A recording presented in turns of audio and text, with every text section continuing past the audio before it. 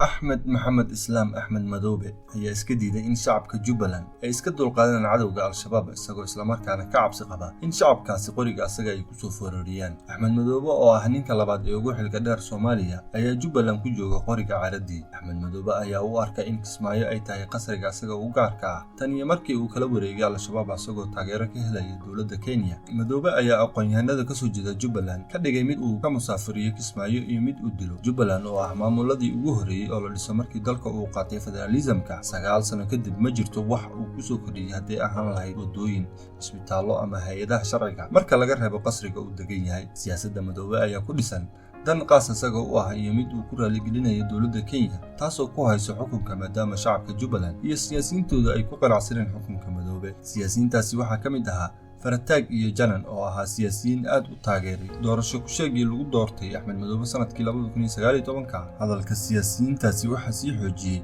wasiirkii hore ee gaadiidka iyo duulista hawada Soomaaliya xukuumaddii hore Maxamed Cabdullaahi Salaad Omar kaasoo ku eedeeyay Axmed Madoobe inuu qol mugdi ah ugu xiran yihiin xildhibaanada Jubbaland warkiisa keliyana ay maqlayeen dastuurna aan lagu dhaqmin. Sidoo kale wasiir Omar ayaa sheegay in hal sano ka badan uu rabo in Madoobe uu ku darsado. Axmed Madoobe inta uu xukunka hayay waxaa soo maray Soomaaliya 4 dowladood. Axmed Madoobe ayaa 4taasi dowladoodba ku sugotiyay khilaaf iyo dagaallo. Dowladda hadda jirta ayaa isla markiiba soo kala dhaxgalay khilaaf dhanka Gedo ah. Maamulka Gedo ayaa ayaan u arkin inay dan ugu jirto inay wada hadal la furaan labada dhinac maadaama ay doonayaan inay hoosgeeyaan maamuladooda. Maamulka Gedo ayaa isla markiiba bilaabay qorshe ay kaga qayb qaadanayaan kacdoonka shacab ee ka dhanka kooxda Al-Shabaab ayagoo isla markaana aan isticmaalin shacabka aan khibradda u lahayn la dagaalanka Al-Shabaab balse ay isticmaalayaan ciidamada amniga.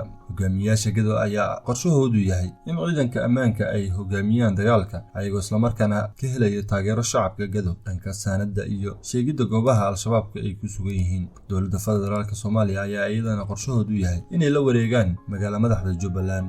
Dhanka kale Axmed Madoobe ayaa u arka haddii Al-Shabaab meesha ay ka baxdo inay u sahlananayso dowladda federaalka Soomaaliya inay ka muquunin karto xukunka uu u arko inuu yahay curudkiisa ayaan ku dhawaaqin dagaalka dhanaha kooxda Al-Shabaab. Madoobe ma joogo Kismaayo horumarinta Jubbaland balse uu meesha ku haysto ganacsi u soo xareeya malaayiin dollar sanad walba kaasoo ah xaalufinta dhirta taasoo keenta sanad walba abaaro. Joogista Axmed Madoobe kaliya halis kuma ahan Jubbaland balse Soomaaliya oo idil waayo ka xaalufinta dhirta deegaanada Jubbaland ayaa dhalin karta khatar xagga cimilada ah. Aqoon-yahanada Soomaaliyeed waa inay ku midoobaan in Axmed Madoobe iyo kuwa la midka ah ay ka qabtaan khatarta ay ku hayaan mustaqbalka Soomaaliyeed ayagoo u marayo meel walba haddii ahaan lahayd UN-ka ama in ay ka maxkamadeeyaan dalalkooda kambaniyada la ganacsada.